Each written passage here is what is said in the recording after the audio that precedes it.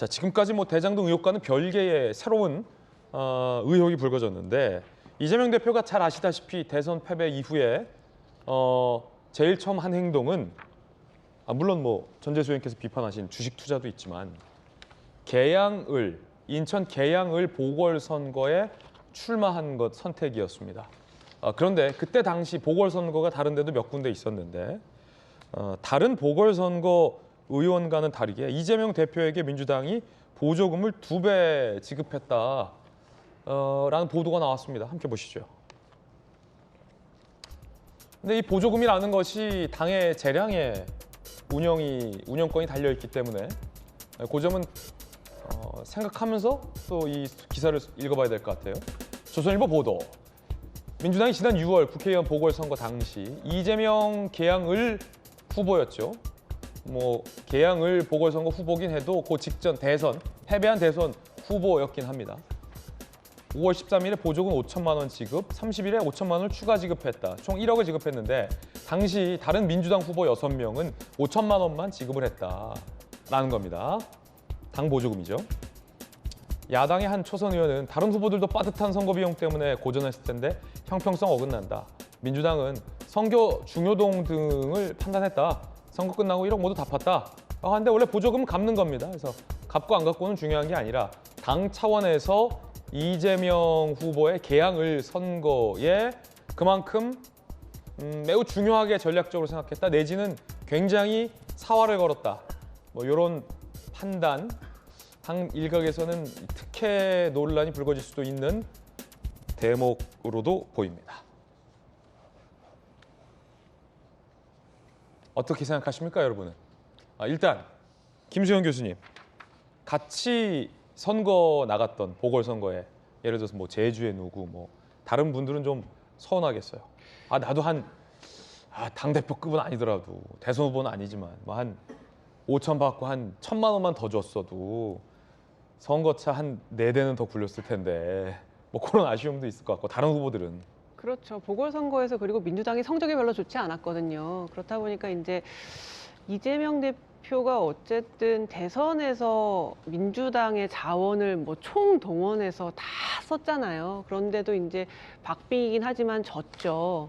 그리고 사실 개항에 출마를 할 때도 이게 옳으니 그르니 정당하지 않다 많은 비판이 있었지만 굳이 거길 나갔고 사실 거기가 송영길 의원의 표밭이기 때문에 가만히만 있어도 뭐 당선되는 거는 너무 당연한 거 아니야라는 예측이 있었지만 의외로 거기서 윤영선 국민의힘 의원이 굉장히 후보가 선전을 하면서 박빙까지 막 갔었어요. 여론조사 결과가 굉장히 근소한 차이로 이재명 당시 후보가 이기는 걸로 나오다 보니까 아마 민주당 입장에서는 굉장히 마음이 급했겠죠. 전략적인 곳이고 여기서 만약에 이재명 후보가 떨어질 경우에는 민주당이 미칠 그 악영향이 크다고 생각한 것 같아요. 그래서 이제 다른 후보의 2배나 되는 1억이나 되는 돈을 지원해 준 것이죠. 뭐 사실 그건 당이 알아서 전략적으로 결정하는 문제라서 이게 뭐 법에 위반되거나 그런 건 전혀 아닌데 그럼에도 불구하고 이재명 후보 그리고 지금의 대표가 민주당에게 신세를 너무 많이 지고 있다.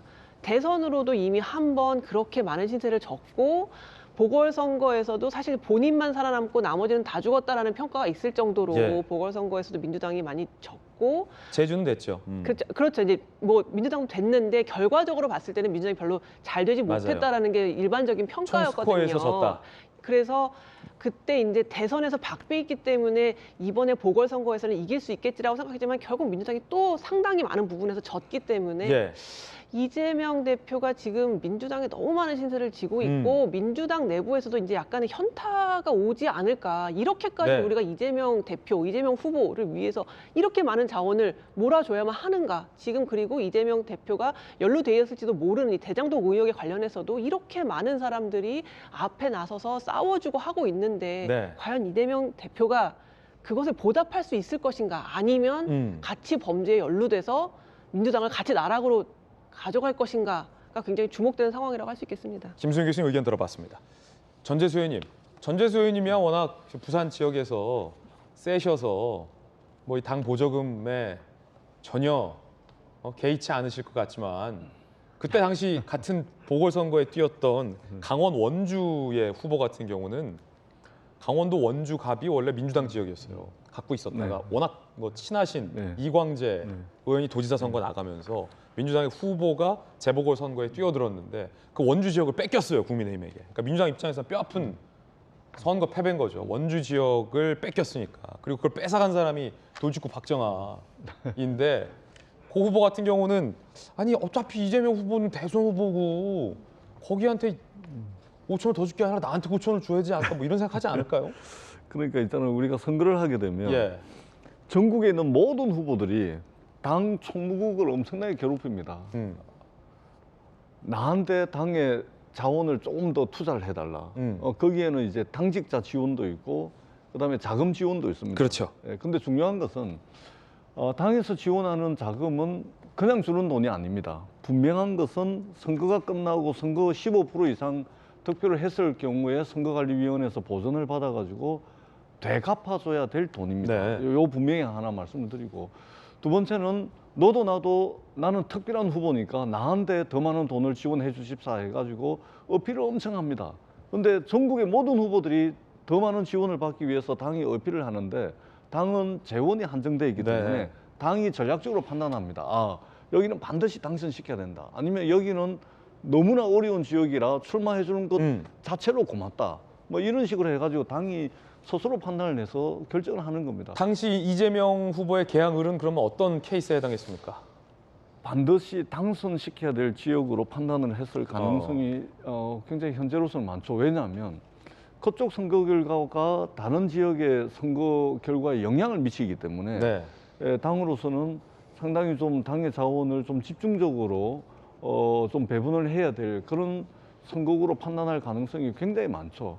그렇지 않다면 그냥 n분의 1이라면 뭐 똑같이 그냥 5천만 원씩 이렇게 지원을 했겠지만 다른 지역에 영향을 미치는 전략 지역으로 판단했을 가능성이 훨씬 네. 많죠. 그렇기 때문에 당에서 지원한 것으로 보여지고 이걸 가지고 무슨 형평성에 무슨 또 특혜가 있는 거 아니냐 이렇게 보기는 상당히 어렵습니다. 이게 매번 어느 당이나 할 거 없이 매번 이게 당이 이렇게 판단을 하고 또 선거가 끝나면 그냥 준 돈이 아닙니다. 다 갚아야 될 돈이기 때문에 이것이 무슨 뭐 특정인에 대한 특혜다 이렇게 보기보다는 당의 어떤 정무적 판단, 정치적 판단으로 보는 것이 통상적인 일이다 예. 이렇게 말씀을 드리도록 하겠습니다. 어떤 전략적인 어떤 재원 분배다. 네, 예. 정상적인. 네.